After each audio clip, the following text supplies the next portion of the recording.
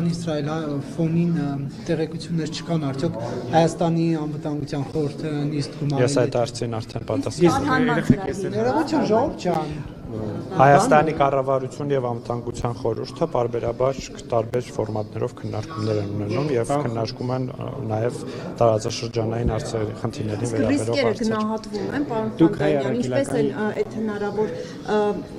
լարվածությունից բխող ռիսկերի ուղղությամբ աշխատանքները, այսինքն Իհարկե գնահատվում են, Հայաստանում կան ինստիտուտներ, որոնք շատ կոնկրետ ուսումնասիրում են իրավիճակը եւ գնահատում են ռիսկերը բնականաբար։ Այսինքն քայլեր արվում են Հայաստանին հնարավոր վտանգները Բնականաբար։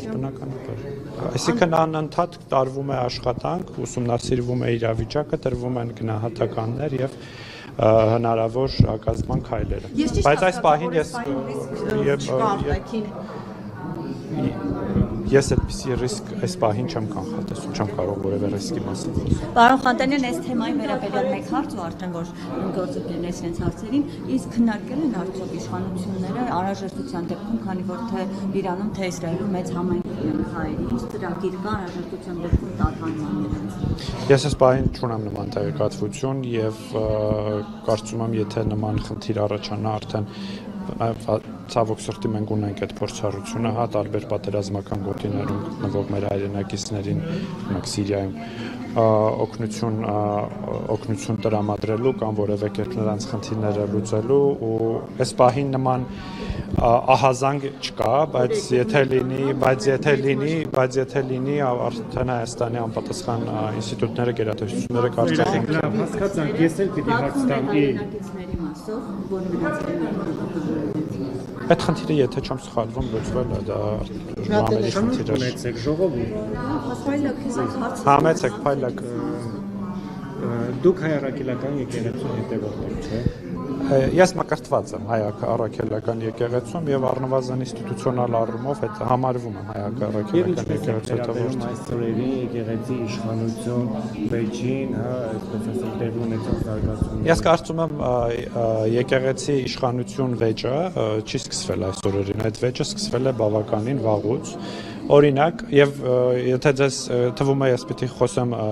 Բագրատ Գալստանյանի սկսաշարժման մասին, ոչ, դրանից էլ ավելի վաղ է սկսվել եկեղեցու սկսած հակամարտությունը պետության դեմ։ Ես շատ լավ հիշում եմ, օրինակ 2022 թվական, եթե չեմ սխալվում, երբ որ նախագահ Վահագն Խաչատուրյանի երթմնակալության արարողություններ եւ քաղաքական իշխանությունը ներկա չէր այդ ազգային ժողովի հատուկ նիստին, բայց ներկա էր ամենայն հայոց կաթողիկոսը եւ ես դες առաջարկում եմ գնալ եւ լսել ամենայն հայոց կաթողիկոսի ելույթը, դա ընդդիմադիր քաղաքական գործի ելույթ էր եւ ակնհայտ էր, որ եկեղեցին առնվազն քաղաքական իշխանության, բայց ես նաև կկպնդեմ, որ պետության դեմ բավականին վաղուց պայքար է սկսել։ Պետք է քննադատի պետությանը, պարոն Խանտանյան, պետք է խոսի եկեղեցին երկրի այնպիսի խնդիրների մասին, ինչպիսին օրինակ այն ժամանակ Արցախի հարցը կար եւ այլ անվտանգային ու մարտահրավերներ պարունակող։ Բնականաբար Հայաստանում դուք ուզում եք լռություն պահպանել եկեղեցին, բնավ, բայց նաև եկեղեցին պետք է մնա իր լիազորությունների, իրավունքների խնդիրների շրջանակներում եւ ակնհայտ է, որ այդ շրջանակներից դուրս է եկել եւ սկսել է քաղաքական ես ասում եմ իրաց հայտարարություններով դրանք քաղաքական պայքար են սկսել, այսինքն կուսակցական գործունեություն են սկսել ավելի։ Հիմա ավելի լավ չի որ դուք էլ ասեք որ ես կուսակցություն նկատի չունեմ որևէ կուսակցության նկատի ունեմ ընդդիմադիր քաղաքական գործունեությամբ զբաղված կուսակցության հարցն եք բերել օրակարգ։ Մենք բերել ենք օրակարգ հարց, որ յուրաքանչյուր ինստիտուտ, որը կա Հայաստանում, պետք է լինի իր լիազորությունների սահմաններում եւ նաեւ այնպիսի ինստիտուտներ, որոնք առնչվում են բազմաթիվ Հայաստանի քաղաքացիների հետ, այդ թվում հայ առաքելական եկեղեցին, պետք է իր ուրեմն կանոնադրությանը իր այլ կանոններին հետևի եւ ակնհայտ է որ եկեղեցին չի հետևում այդ կանոններին պետությունը չի միջամտում պետությունը եւ քաղաքական իշխանությունը Հայաստանի ցանկանում է որպես որը հոգ է տանում հայ առաքելական եկեղեցու հետևորդների համար ցանկանում է որ հայ առաքելական եկեղեցին լինի որպես կրոնական կառույց պետք է լինի ուժեղ եւ մեր նպատակը ուժեղացումն է ուժեղացնելը ես կարծում եմ որ կաթողիկոսը չի ըստ էության ձեզ հայտնի տեղեկությունների բերումով խախտել է եկեղեցու կաթողիկոս լինելի ես թվում է մամուլի ես կառաջարկում եմ այն հարցերը որոնք հնչում են չէ ներողություն դուք ասացիք ձեզ հայտնի տեղեկությունները դուք հիմա երրորդ հարցը տվեցիք մեզ չգիտեմ ձեր երրորդ երեք հարցերից որևէ հարցի պատասխանեմ հիմա դուք տվեք ես կպատասխանեմ այն հարցին որին ուզում եմ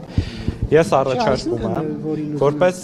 քանի որ կան հարցեր, որ հարց են չել, չէ, հանրային հարց է հնչել, որ այսինքն իմ հարցին չի խուսափեցիք,